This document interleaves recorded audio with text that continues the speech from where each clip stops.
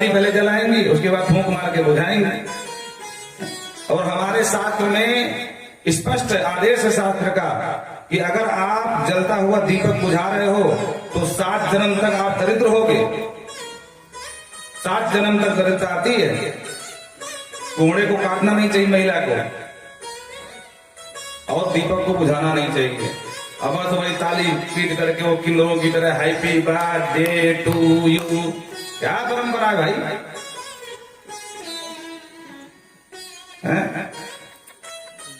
हमारे यहाँ वर्धापन दिवस की परंपरा है। गणेश भगवान का पूजन करो, बाबा शिव का पूजन करो, जो सप्त चिरंजीवी है उनका आवाहन करो, गुड़ दधी से बच्चे का पहले मुंह मीठा कराओ। क्या हमारे यहाँ वर्धापन दिवस नहीं मनाया जाता? उसी को इंग्लिश में कहती है हैप्पी बर्थडे बर्थडे। ये दीपक बुझाने की परंपरा हमने कहां सीखी? किस शास्त्र में लिखा बताओ?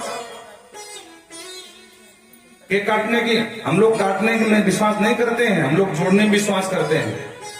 ये काटने की परंपरा कहां से आ गई? कोई जवाब दे सकता है क्या हमको?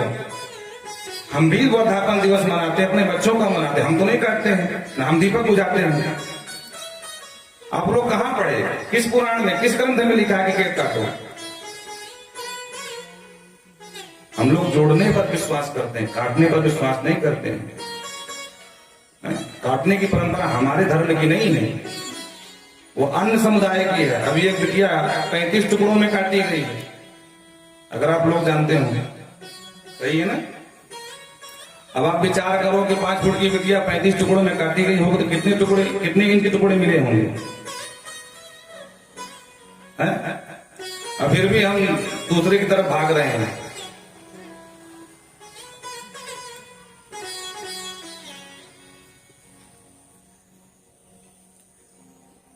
वो कहते हैं ना कि जाता नहीं स्वभाव कभी खल का, खलों का स्वभाव कभी नहीं जा सकता है। मिटई न मलिन कुभाव अभंगु, जो मलिनता है ना, जो गंदगी हृदय की, वो कभी नहीं जाती। चाहे 2022 नहीं, चाहे 2122 पहुंच जाएगा, तब भी मलिनता इस समुदाय की जाने वाली नहीं है। इसलिए जागृताम, जाग जाओ, अभी कुछ बिगड़ा नहीं है। अपने अपने बच्चों को धन मत दो, संस्कार जरूर देना है, क्योंकि अगर संस्कार रहेंगे तो थोड़ा अभाव जीवन रहेगा, पर जीवन तो जीते रहेंगे, काटे तो नहीं जाएंगे। हमने धर्म को पीछे कर दिया और आज स्थिति ये आ गई कि विधर्मी लोग हमारी बेटियों को काट रहे हैं। हम संस्कार नहीं दे पाए, हमको संभाल नहीं पाए, वो बहक गए। क्यों बहके? क्योंकि बचपन से हम लोग कथा नहीं सुनाई उनको। अगर कथा सुनाई होती, पंडाल में बिठाया होता, तो आज हमें रोना ना पड़ता अपने बिटिया के मरने पर।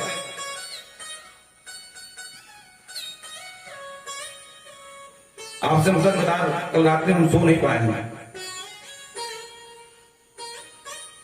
जब भी चिंतन आता उस बिटिया का, बताओ 5 फुट की बिटिया जब 35 टुकड़ों में काटी गई, फ्रिज में रखी गई, तो एक टुकड़ा कितने इंच का बनता है भाई?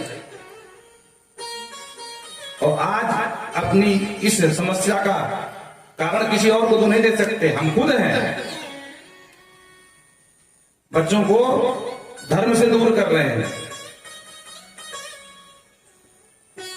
देखो भाई, अगर जीवन जीने के लिए आधुनिक संसाधनों की आवश्यकता है तो जीवन में सूत्र और जीवन में साथ में इन कर्तव्य विमूढ़ता को पार पाने के लिए, संकट के समय हमें आत्मशक्ति देने के लिए हमें शास्त्रों की भी आवश्यकता होती है।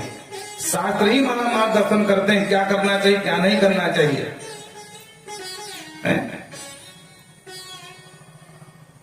और बहुत स्पष्ट रूप से, सख्त कठोर वाणी के साथ हम कहेंगे कि जो युवा समाज यहाँ पर बैठी है सुन रही है, आपको जो भी देखो, आपकी कोई तारीफ करता है ना तो लगता है वाह, हम ऐसे हो सकते हैं। और ये याद रखना, तारीफें सच नहीं हुआ करती हैं, तारीफों का कोई मूल नहीं होता है, तारीफों कोई जड़ नहीं होती है। तारीफ करने का सीधा सिद्धांत होता है कि अपना काम बन जाए। और हमारे भाग्य में जो लिखा है, जो है, वो मिलेगा, आज नहीं तो कल मिलेगा। समय की प्रतीक्षा करो, पर किसी मूर्ख के, किसी नालायक के, किसी बदतमीज के बहकाओ मत आओ। जब भी आपको लगे हमारा कदम गलत उठ रहा है, स्पष्ट अपने माता से बोल दो, अपने पिता से बोल दो, अपने भाई से बोल दो, क्योंकि माता पिता से अपना दुख व्यक्त करोगे तो सही मार्ग बताएंगे।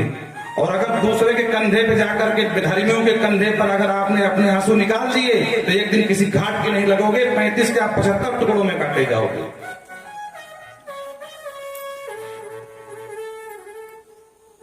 धन मत देना संतान को, संस्कार देके जाना, जीवन सुखमय रहेगा तुम्हारा भी और उनका भी। धन तो वैसे भी कमा लेती है, क्या धन के पीछे पड़े हो, लेकिन अगर संस्कार दे दिया